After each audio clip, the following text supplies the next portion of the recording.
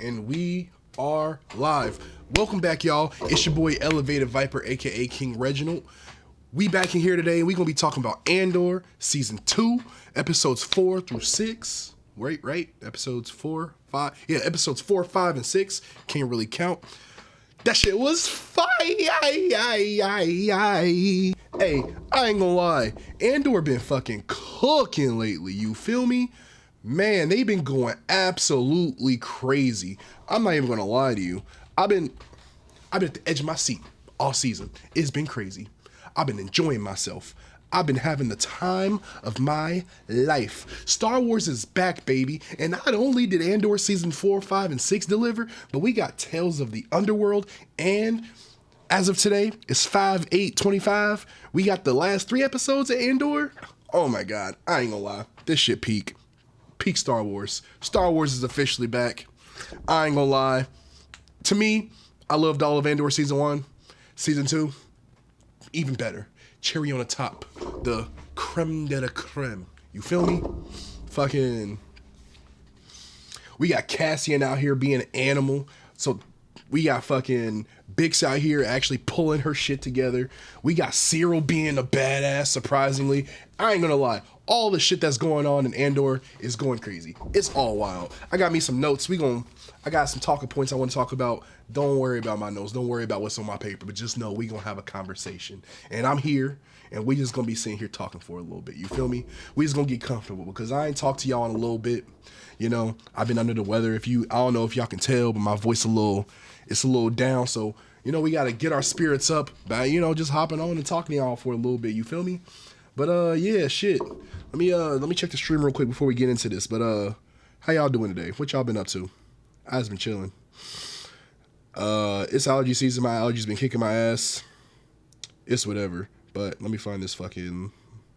Bro, I can never find my apps when I need to find them like efficiently. It's crazy. It's like whenever I have to find something, it just gets lost in the sauce. Oh, perfect. I'm already right here. All right, boom. All right, boom. Oh, perfect. I'm already right here. All right, boom. All right, boom. Oh, perfect. I'm already right here. Damn, I look good. I look fine as fuck. That's me on camera. God damn. I look fine as fuck. That's me on camera. God damn. Excuse me. Sorry, y'all. I'm a child sometimes. You feel me? But yeah, Andor been going crazy. So shit. While we at it, let's just hop into it and let's talk about some shit. Let's talk about some shit. So it starts off right. So episodes 1 through 3, they was all right. Now episodes 4 through 6. It's like the original trilogy. I see what you did there, Disney. Okay, Disney. They released Andor like a little trilogy set like the old Star Wars movies. Okay. And thankfully, this time, 7, 8, 9 were fucking fantastic. Because Last Jedi and fucking, what's the other movie? Am I tripping? And Rise of Skywalker? Garbage. Wouldn't wipe my tushy with it. Garbage. Belongs in a can. And not even a good can. A trash can. Fucking trash. 8 and 9 deserved to fucking rot in hell. 7, decent. Gave me a little bit of hope. You know? They copied the original formula. I ain't even mad. The original trilogy was goated. Why would I be mad at that, right? Anyway. But, they releasing them they released them in 3s. So we get, comedy comes in 3s. So I'm not going to recap the whole thing. I'm going to just talk about the pivotal points that I noticed, right? The big things that I think shaped how our characters are moving right now, right? So the first episode of each trilogy, right? It starts off a little slow just because there's a time skip. It's like a year time skip in between each one. So I think the first one is 4 BBY or, I think it's 4 or 2 BBY. And once it goes to the next little trilogy, it's a year after. So we in roughly 3 or 2 BBY. I should know this. I literally just watched it. Like, as I'm talking to y'all, I just finished watching those episodes. But they show you the time skip at the beginning of the 3. So it's like, after 3 hours, I forgot how many years, but just know we getting real close. And at this point, the rebellion ain't going too crazy yet, right? Well, they might be. They're not in full force. They ain't even on Yavin yet. We gonna get there. But fucking, the first thing I noticed, right? So, Mon Mothma In the first season, Mon Mothma, she has some banking issues. She needs to launder some money from the Empire so she can hide her assets and get it to the rebellion on some sneaky stuff, right? That's all cool. I get that. Makes sense. But she couldn't do it herself because it would raise too many eyes. And she hits up one of her homies talking about I need a loan or whatever, or you need to help me facilitate this. He like, cool. Introduce my son and your daughter. Maybe they get married. Who knows, right? Type shit. She's like, I don't know how I feel about that. But, she needed it. She needed it for the... Oh, shit. Oh, my bad, y'all. She needed it for the rebellion. He wanted his son to get married. I mean, sounds like a win-win. Fast forward some years. Because I think this is a couple years after the original Andor. I think it's like 5 or something, right? It's like 3 or 5 years after the original Andor. So, dude come back. He like, shit, it's time to collect. So Mon Mothma daughter about to get married, and let me tell you something. She is not happy about it. And when I say she is not happy about it, she is visibly upset and pissed that her daughter is going through with this. Like, she is mad. She is not feeling it. She don't want her daughter to get married. And come to find out, so they are on the planet of Shrandrilla, which I thought they were on Coruscant. They're not on Coruscant because when you think about it, there's no way Emperor Palpatine lets the senator of his main planet be some chick that like is going against what he's like, what he about, right? There's no way he's letting the fucking senator for Coruscant talk shit about him. There's no way that's happening. You're literally done in 2 seconds. You're out of here, right? And we're gonna talk about that. But we're gonna get more into that a little bit later. But you contain it, right? So they on Shrandrilla, and apparently on Shrandrilla, they got like some arranged marriage type deal to go. So that arranged marriage is part of their planet's people's like tradition. So they end up doing the whole marriage, and Mon Mothma's at the wedding and whatever. Her daughter is super excited. Her daughter is elated to be getting married, right? Her daughter wants to like do the tradition, be a part of the Shrandrillans and shit. Like, she is down. She is all for it, right? And Mon is going through it. Mon is visibly struggling. She's pissed. She's like, you don't got to go through it if you don't want to. She's like low-key trying to talk her daughter out of it. Like, she does not want her daughter to get married to this boy. She pulls up to her. She's like, if it's too early or you're not feeling it, we can just go right now. We could just leave. We ain't got to tell nobody. We ain't got to talk to nobody. We could just bounce. Her daughter look her in the face and go, I don't want to leave. I want to get married. I mean, it didn't go like that. It was a way more emotionally touching scene, like, because of the dialogue they had was actually kind of crazy, especially when you like think about it on a grander scale, because in the original Andor season 1, Mon Mothma and her daughter have like a rocky little relationship, and the relationship gets slightly better once she gets like betrothed to the dude, but like she's very rebellious and low-key does not want to fuck with her mom. And it kind of carries over until now when she's getting married because her mom's trying to talk her out of it. And she's like, I want to get married. I want my man type. You feel me? But, before the wedding even pop off, they get into her husband, her fiance get into an argument because I guess, so this needs to be noted. They're like super young, not even like 17, 18. They might be, I think, in the show, they said she was coming of age, so I assume she's 16 off the boat. That's what I'm assuming. Don't quote me on that, Allegedly, I don't know. But apparently she's 16, right? So she just came of age, and her boyfriend's 16. She goes to hold his hand. Apparently he yanks back from her, right? And she runs to her mom crying and shit, talking about he's a child. He don't want to hold my hand.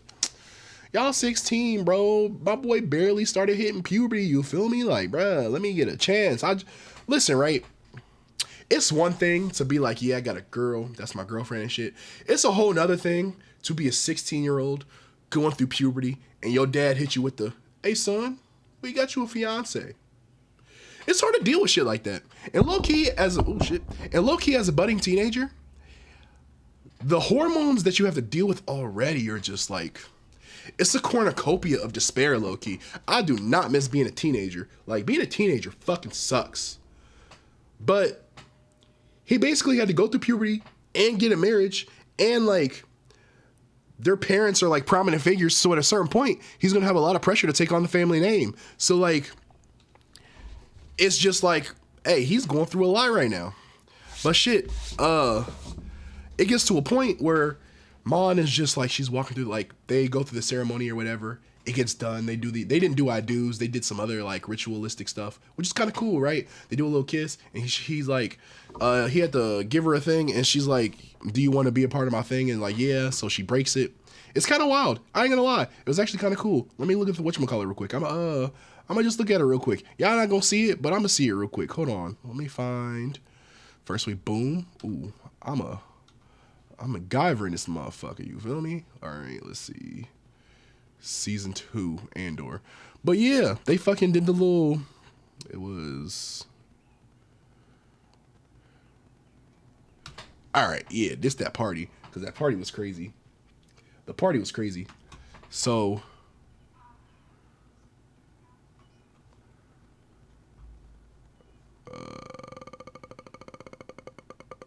Oh, that's when they left the party. Man, I ain't got time to look at this. My bad, y'all. But anyway, they do like some break the whatchamacallit, and then we're married. They got married. Cool. So Mon's going through it. Mon just starts drinking profusely. Like, she taking glasses off of plates. She just grabbing bottles and bottles and bottles. So at a certain point, give her like 5 minutes, right? And Mon is visibly, she is like turning the fuck up. Like, she is just vibing. She has this like little, I don't want to devalue it based on what happened, right?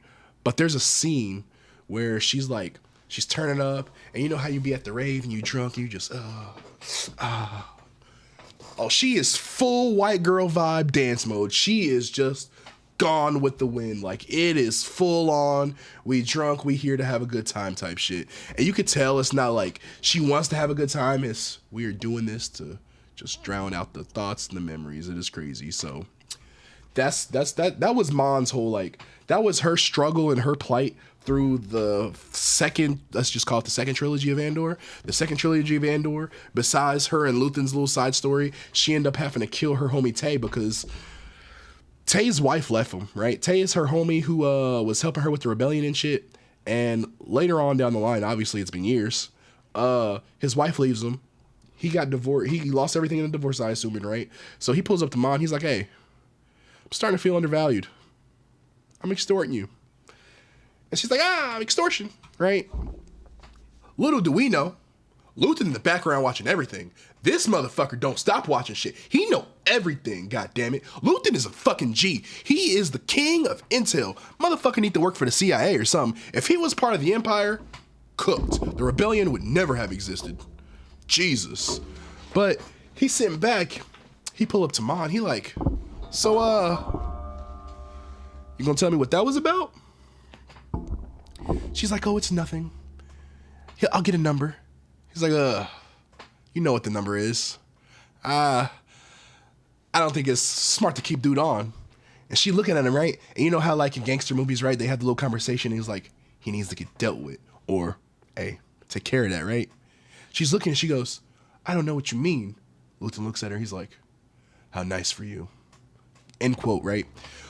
Because the naivete of Mon Mothma to think that somebody who knows about the rebellion, right, and they extort you one time. Once your friend, longtime friend, extorts you one time for the rebellion, which is like, the Empire don't play no fucking games. You die, go to prison, and some more shit. You might even get tortured. Like, it's crazy. So just for the fact of, like, he's even saying he might talk about telling somebody, he gotta go.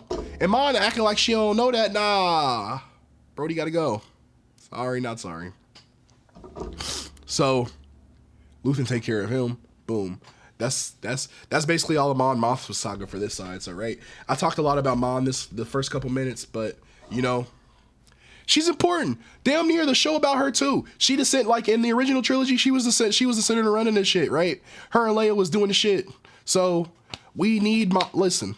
I am enjoying Mon Mothma's story, right? I am enjoying it so much, and it's really good. Listen, we gonna get to talking about the final trilogy. Listen, the last trilogy was crazy. I ain't gonna lie. She shined in the last trilogy, y'all. She was shining like, hey. But we gonna get there. We gonna get. Listen, I'm getting ahead of myself. We gonna get there. We gonna get there. We gonna get there, y'all. We gonna get there. But shit, yeah. So now we on to obviously the MC and everything, right? We got Cassian and Bix. Cassian. Last time we seen Cassian and Bix, right? Cassian rescued Bix from the one planet. She almost got SA'd. My man almost took them cheeks, the Imperial officer, right? So he saved her. They killed what the fuck was the one dude's dad? They got a little dark-skinned nigga with him, and I forgot his name. Wilmon. That's his name, Wilmon. They got him, and his dad ended up dying on the one planet because he couldn't listen, y'all don't know yet, and I'm gonna get there. But this motherfucker, Wilmon, bro, every time he getting fucked up and caught up is because of a chick. And I'm going to tell y'all, the first trilogy, they got to leave this planet. They're like, it's time to go. We packing up. This motherfucker could not wait to be like, hey, babe, I'm sorry. We got to leave. It sucks. I can't tell you where we going type shit. Like, I get that. That's your girl. Y'all feel whatever y'all feel about whatever, right?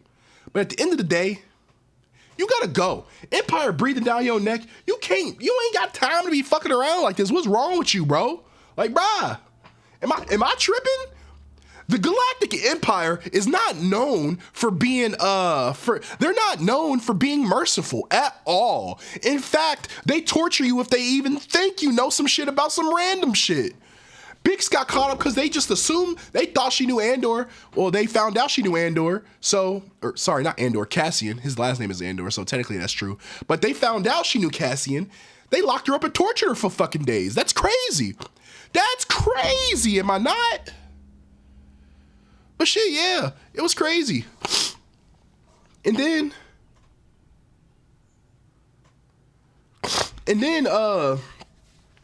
after that, she got out, right? They ended up destroying Ferrix damn near almost. Like, Ferrix, damn near wasteland. Almost uninhabitable. Just to prove a point to be like, we don't like terrorists. It's crazy, right? So, we off of that. We start off on Bix, she having a night terror. Like, we start off night terror. She, like, freaking out. Cassian's got to, like, wake her up and stuff, right? Because she been going through it ever since she got tortured. We don't know what she was listening to because I guess it was the one. So Dr. Gorst tortured her with this machine, which I guess has audio of some race of people on a subjugated planet somewhere crying and screaming. And apparently the cries of these people is, like, obviously torture, but, like, it's excruciating, right? So So she's still dealing with that. And Luthen pull up on Cassian like, I got a job for you. You got to go alone, though. Andor gets shaky. He like, I don't want to do alone. I don't want to leave Bix by herself. He's like, nah, I need it done quick type. So he sent him to this planet. He sent him to the planet of Gorman. The Gorman planet. He sent him to the Gorman planet, right? And this planet, right? This planet is we're going to talk about this planet a little more in depth when we get to the Cyril/Deidre, but we just going to give Cassian some groundwork before we hop on Cyril. No Diddy. But he goes to Gorman. And the thing about the Gorman planet is it's a relatively chill planet. It's one of those planets where they import everything to survive, so like they can't really sustain on their own, right? But they got these spiders and shit that make silk, and they use the silk, and that's their main import. So they're kind of they're like a rich planet, right? So they're a rich planet, and they make the silk. But they also have a mineral in their ground. A mineral in the ground that the Empire needs to make some, I guess, screens for the Death Star, right? The windows. Glass for the Death Star. So that's why he gets it. That's kind of why he gets sent to Gorman, but we getting there, right? So the Gormans they're chill people, right? And the Empire sets up shop in Gorman, and they just start spreading hella anti-Gorman propaganda. Hella. All of it, right? So this is where we get to Cyril and Dedra. Cyril and Dedra move to Gorman. Dedra's plan is to not only sway public opinion away from Gorman, but also she's going to use a rebel insurgency to prompt the Empire into basically hostile takeover. So what she does is she puts Cyril on as like head ISB guy, and Cyril is literally like the greenest you can think of. Green, naive, and he just wants to be up and coming, right? He's definitely a sycophant for the Empire. But he's so green, he's willing to do anything for the Empire and do anything for Dedra.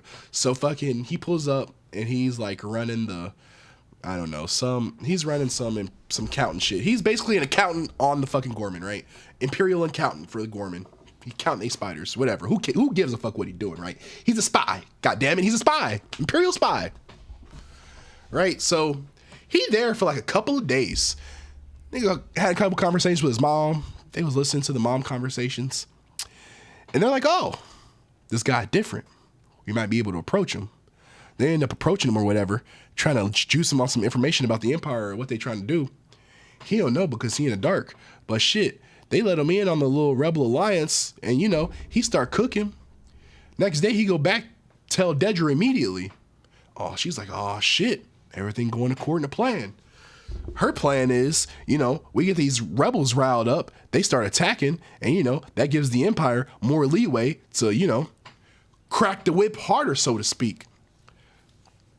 So while all that's going on, the guy I was telling you about, Wilmon, he working with my boy Saw Gerrera. And let me tell you, I was waiting to see Saw. It took them, listen, we had to get to like the second episode of the second trilogy to see Saw, and I was so happy because Forrest Whitaker is one of my favorite actors, and like, bro, he just fucking kills that shit. And his presence on screen the entire time is high key just goated. Like, bro, so Wilmon is there to like show Saw Gerrera's people how to work a bomb or whatever. Saw's like, cool, whatever, you gonna work on the bomb. Fucking after he finished the bomb, the dude that Wilmon was training, Imperial spy. I'm like, damn. And Saw knew, Saw popped him. He was like, so, cause the reason I think Saw figured it out is because as he was learning, right, as the Wilmon's teaching bro, right, is a white dude, right? White dude pull up to Saw, he's like, you know, I'd feel a little bit safer if I just knew what station we were hitting, right? Type shit, right? Trying to get where they gonna hit. So Saw feed him some bad information. Saw sources hit him back up talking about some, yeah, the bad information you fucking gave dude. He told them niggas immediately. Empire pulled up in some more shit, right? Whole time it was a decoy. It was a decoy destination, decoy destination. You feel me? So he popped white boy talking about some traitor. Then he like, Wilmon, you ride with me. We gonna have to set this bomb off ourselves type shit. Wilmon's scared. He like, bruh, you don't really got a choice. At this point, I need you, bro. Fuck with your boy. Wilmon don't even need that much pressing to go. He goes for real. Damn near willingly, right? Because he like, at this point, he chilling. He low-key know he's safe, but he don't think he is, right? So he just riding, right?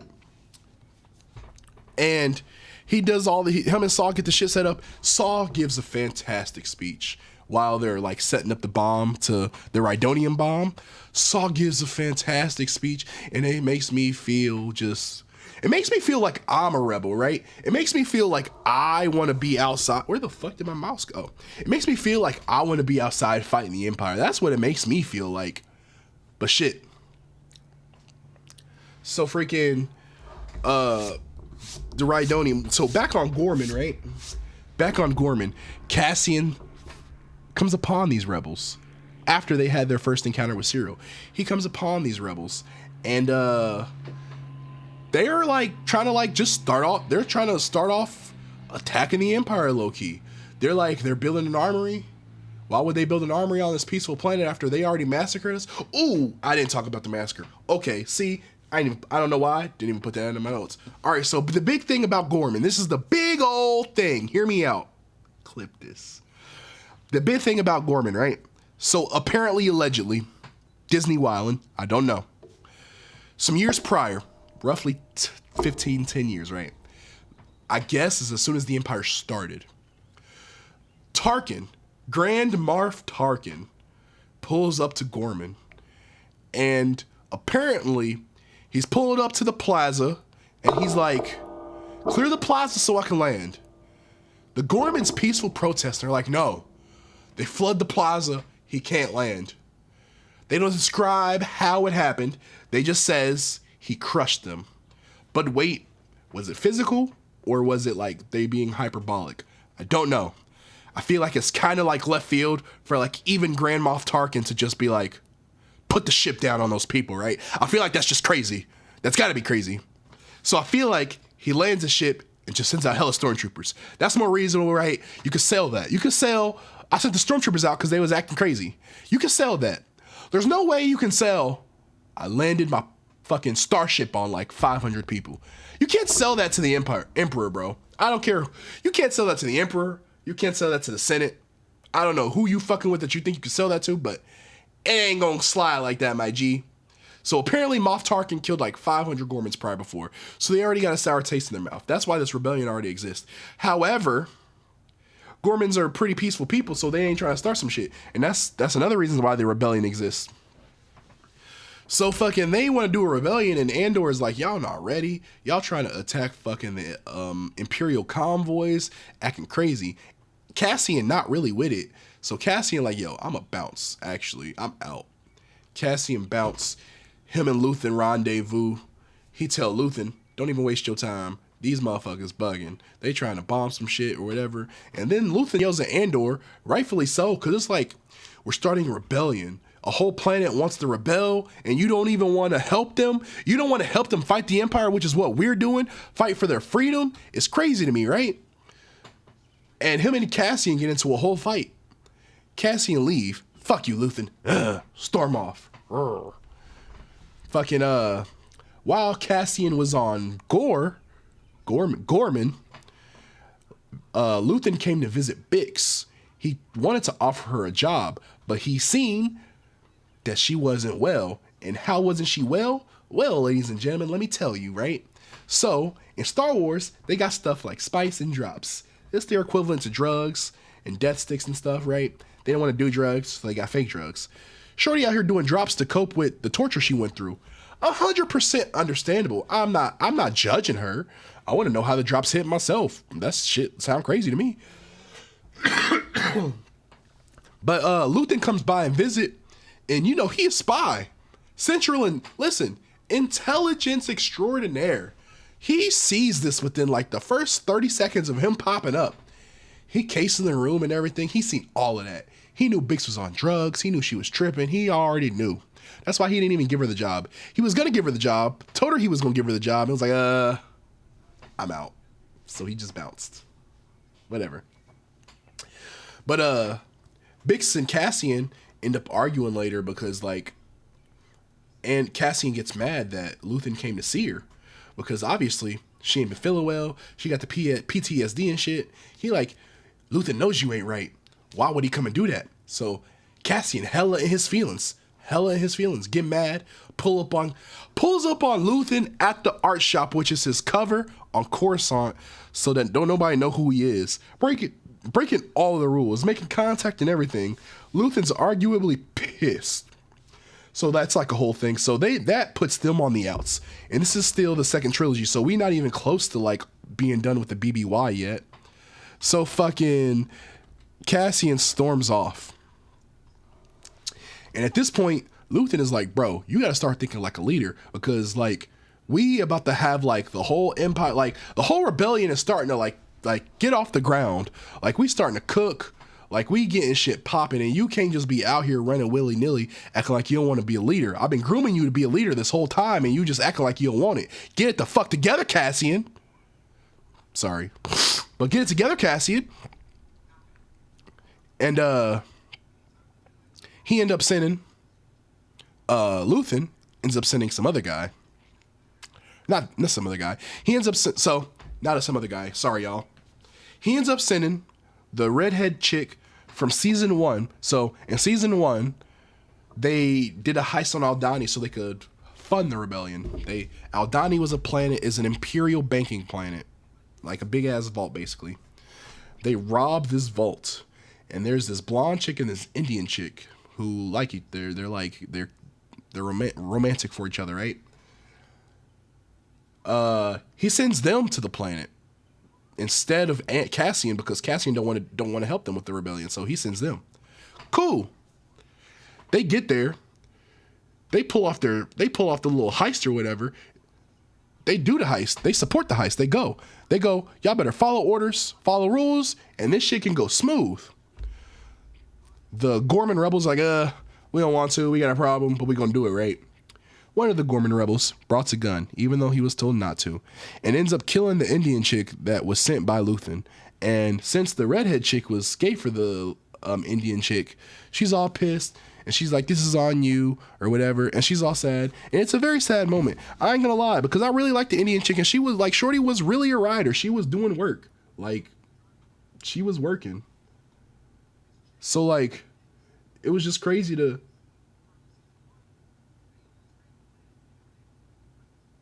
What is that? Is that me? Oh, that was me. Ooh. I didn't know I was playing that. I did not do that. Oh shit. Let me check on Twitch one more time, y'all. Let me check on Twitch, guys.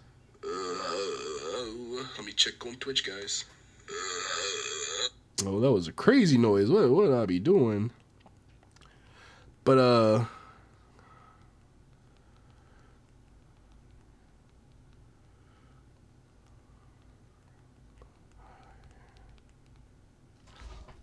yeah, fucking, she ends up dying, and she's like, it's on you. So she's sad, and oh yeah, this blonde-haired chick is Mon Mothma's cousin. That's important. I forgot about that. That's Mon Mothma's cousin. That's very important to the story, I guess.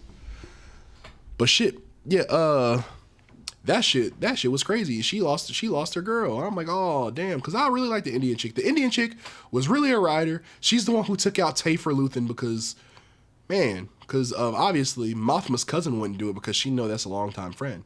That's why she sent the Indian chick. They even like seen the Indian chick doing the move, and she's like, oh, that's some bullshit. But whatever.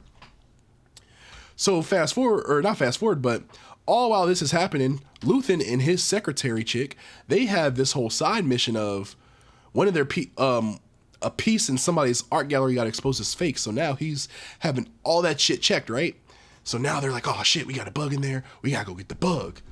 That's like, they gotta get the bug. That's what they focused on right now. So they gotta go to the party, play nice or whatever. And while they're in the room with all the art or whatever, the room is got Mon Mothma, Luthen himself is in the room, right? They got their ISB plant in there. They have the guy who owns the art, his secretary, and then Director Krennic in this bitch. So like, we have one of the highest ranking Imperial officers, Director Krennic, in charge of building the Death Star. This nigga is in the room right now, and him and Mon Mothma is having a verbal jab of fisticuffs. Like, they low-key roasting each other back and forth. It's kind of crazy, right? And like, I ain't gonna lie, I love me some Krennic. I'm about to go back and rewatch Rogue One because Krennic was so crazy in there. I'm kind of sad about his fate, but I'm an Imperial sympathizer. I'm sorry, guys. Yeah, I'm an Imperial sympathizer. For the Empire. Goddamn. Jesus. But yeah, they start going back and forth. And, you know, they get the bug. They played it off real good. They get the bug, but the way Krennic move, he's just... I don't know. The Imperials, right? Imperials always move so wild because they just be asking random questions, right? You'll be like, you know, I grew up this way. This is why I like chocolate. Motherfucker look you in your face and be like, why? What you mean, why? I grew up without a mom in the gutters, and all we could eat sometimes was chocolate out the trash. Why'd you grow up poor? And you looking at him, you're like, because the Empire killed my planet. But you can't say that. So you're just like, bro, listen, right? And it be shit that's the kind of shit that the Imperials do, right? They'll talk shit to you, and then when they start losing or they feel some type of way, they'll bring up some personal shit that they know the Empire slighted you on. And you'll be like, aha, we killed your planet. Aha, we subjugated your people. Aha, we're taking over the galaxy. Type shit like that. But, you know, Krennic was not for the bullshit. He was really like, him and Mon Mothma, they was going back and forth. It was kind of wild, I ain't gonna lie. I was voting for Krennic to win, but Mothma was low-key cooking him. And obviously, you can cook when you got the truth on your side. Because, like, when you just spouting bullshit, like, when you spouting imperial propaganda, obviously, it gets to a certain point where it's just like, is it believable? Is it even real? Do we even care? The Empire's some dickheads, right? But when you got Mon Mothma spitting the truth, and, you know, she say some shit like, she says something to the extent of, you slaughtered these people on this planet, you're a dickhead. Like, you know, in front of a bunch of other people, you're a senator. As a senator, she can technically talk to them niggas like that. That's like the only people who can. It's probably negative for you. Obviously, they gonna put eyes on you. They report that shit, right? The Empire knows, like, all the rebellion sympathizers and everything. They know the senators who gonna be a problem. They keep tabs on y'all. You know? But yeah, they end up getting it. And it was all just crazy for real. The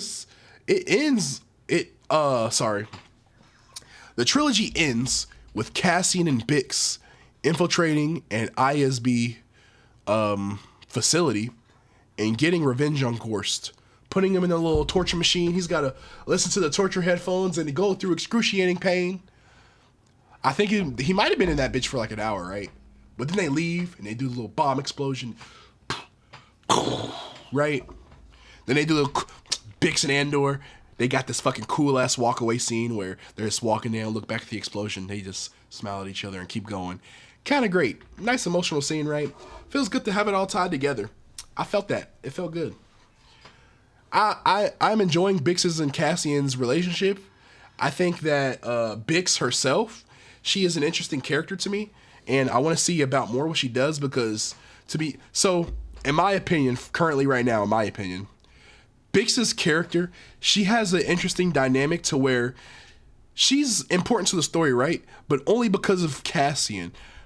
She is Cassian's driving force, and she is the main reason for him doing a lot of his actions. So, that being said, since she's his driving force, everything that happens to her affects Cassian in some kind of way. But also at the same time, she's doing her own shit that so whatever she does affects Cassian, but whatever Cassian does affects her also, but not to the same effect, because Bix is there for Cassian, and Bix is the one that's PTSD'd, not Cassian. Cassian is like, I just want us to be safe. I'm tired of like ducking and dodging. I just want my girl to be safe, which is reasonable, right? But I ain't gonna lie, you signed up for this shit years ago. You're locked in at this point. You don't get to bitch about it now, my friend. You're locked in. But yeah, he's got this I gotta save Bix complex, and low key she don't want to be saved. She really don't. But I like Bix. She gonna be a real problem if she don't get her shit together. But yeah, I think that wraps up me talking about Andor. That's like the review part. I spent that whole time reviewing, right? I guess that was a review. Just a recap or whatever. Now let's talk about my opinions, right? I talked a little bit about opinions, but not a lot. Y'all didn't really get my side about how it made me feel or what I was thinking, right? So, obviously, as y'all know, loved it. The side story with Cyril and Dedra is actually really crazy and very compelling. I had no idea that they were going to make me care this much about some random imp and her mans. Because let me tell you something. Dedra Miro, she is an ISB officer. I did not think I was going to give a fuck about her. But her and Cyril had this like Dom sub relationship where Cyril's the bottom and she's like not in charge, well, in charge of him, but at the same time she's his Dom. And like he does what she tells him to do and some more shit. And like when he invites her to come meet his mom, like he's really scared and nervous and on edge. And because his mom's high key a bitch. I do not like his mom. I do not enjoy her. I fucking hate his mom. But they're at dinner and his mom's talking all this shit to him and he leaves because he's stressed out. He's like, oh, I can't do this no more. I'm done. I'm gonna go sulk in my room by myself. Hey, here come Dedra. She like, oh, that's what we on. Dedra looked this bitch in her face, his mom. And she goes, you know, I don't like the way you treat my mans. We about to fix this. Breaks down a whole bunch of like rules and conditions to how the relationship is going to move forward from now on. It's like, you know, you won't even be able to see your son if you don't quit your bullshit type shit. But yeah, Dedra put her foot down on his mom. Rightly so, because his mom fucking sucks. I hate her so much. But Dedra put her foot down on the moms. And her moms went with it. And her moms conformed real quick because she already knew what time it was. So yeah. And then the whole side quest with Forrest Whitaker and Wilmon, I'm a fan. I'm happy we got to see Saul, but at the same time we get to see Wilmon's character get fleshed out a little bit more. Just a little bit, not a lot. His character gets fleshed out more once he leaves Saul's side, but it's good to see that we had a character that wasn't Cassian or Luthen get a little bit of the side story. It's good to see like a random get a side story, right? Because, right? So when you have a character like Cassian's character, right, is how do I say? He is an integral part of the story. We know he dies in Rogue One, and then we know he gets the Death Star plans, so his fate is sealed already. But when you have somebody like Wilmon, mostly their fate is up to the ancestors for real. Like, they're not guaranteed death because he wasn't in Rogue One. Like, people like Wilmon, like, they can survive. Like, he's like Captain Rex. It's been alleged that Captain Rex is alive to this day in current Star Wars, which I would fucking love because bro, there's no way all the clones just disappeared. When are we gonna get that movie? When we get in the Clone Purge movie or something, right? We gotta get the thing where the Empire is just like, all these clones gotta go. And they kind of alluded to it in the Bad Batch, where the clones are building their own rebellion. That's what we fucking need, bro. That's what we need. I'm gonna talk about the Bad Batch too, because I want to rewatch that. I enjoyed the Bad Batch. How many episodes the Bad Batch got? It got 3 seasons with 16 each. Let me see. Yep, 16 each. I could do 16. What is that? 16, 32, 48. Okay, yeah, I could. No, wait, that's not right. 48 episodes. All right, yeah. Yeah, I could do this. We can rewatch this. We can do some seasons of Bad Batch. But yeah, I like when they get characters like Wilmon who are like random and they actually do stuff and get character dev because, for a second, not long, for a second, it takes you out of your mind of not caring about Cassian as much because he's going to die or just not getting attached to certain characters because you know how they turn out. So it just feels good to have characters where you don't really know their fate, but you kind of do, but not really. It's just good to have those characters and to ground you back again and to make you remember, like, not everybody's fate is sealed. Only most people, Only most. Who else? So, Luthen and Mon Mothma's, I love the storyline. Mon Mothma is an integral part of the rebellion, and I'm happy that they put this in here with Andor because I am loving her side story. Her and Luthen's dynamic is crazy. The shit that she has to go through is fucking wild. And one of the big reasons I love Star Wars is the politics side, and not because I'm like a politic guy or anything, but just because the politics in the Star Wars itself, it shines so much of a light on what's going on in real life. Because like what's happening on Gorman, whatever happens on the news, whatever the news industry says, that's what people are gonna more than likely believe. So like the news and everything has a very big impact on public opinion, and like that can really change the tide of a country, let alone a fucking galactic empire. You feel me? So like we got to be really careful about the media and who we trust with giving us our information, especially if we are only getting it from one place. And that's like one of the really important messages I'm getting from Andor is like the victors control the stories. Like I was just telling somebody I know about something similar in real life that happened, right? We don't even know what happened back then, but certain people won and they can just say whatever happened. They can write whoever as the villain, make them seem like a really big douche. Like that's all it takes is just for the winner to say he was a dickhead. Nobody liked him, right? So like when you win, you get to write the story. That's probably one of my favorite messages from Andor so far of season 2. But that and then sorry y'all. They have this random like side story with it's not random. One of the ISB officer who's undercover, he's got a little bit of a story. I like that too. I really like seeing, right? One of my big things is I love Star Wars. One of the reasons I love Star Wars is because of the Empire. I love how the Empire works. They're so clean. They're so disciplined and everything. The Empire does not fuck around. and like just to see like the spies and everything, the shit that they have to go through. Because when you're an Imperial spy, there's a lot of clearance and red tape you got to get through. So like you really can't fuck up. As soon as you fuck up, you're cooked. Really cooked. So you gotta be careful. Shit. Damn, I've been going for a minute, low key. But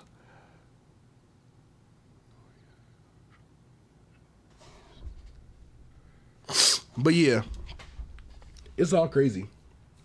But I think that's all I can say about her. Let me skim it real quick. I'm gonna just skim it. I'm gonna skim and look. Let me skim and look.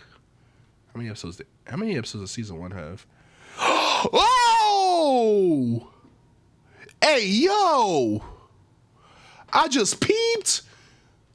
This is real live reaction. So look, season 1 had 12 episodes. I didn't even know. We get 3 more on Tuesday.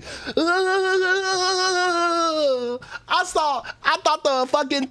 thought the third trilogy was the final. No, we get one more. We get one more set. One more set. Hey, I can't wait. This is about to be crazy. They gotta top the last 3. I'm sorry, y'all. This was real excitement. I ain't gonna lie. That just gave me a new hope type shit. Pun intended. You feel? Pun intended. That just gave me a new hope. Oh, shit. We get 3 more. I don't know why, right? So I thought it was only 8 episodes because I think a lot of Disney shows a lot of shows nowadays are only 8.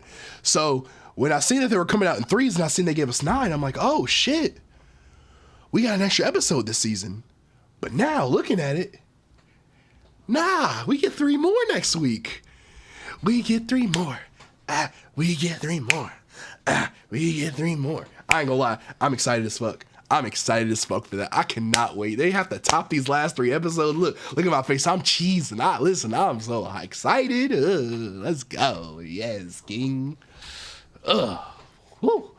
Man, let me get off here before I Jesus myself, yo. I'm gonna be back on here tomorrow morning or tomorrow, bro. We gonna talk about the 3rd trilogy because this third trilogy was crazy, y'all.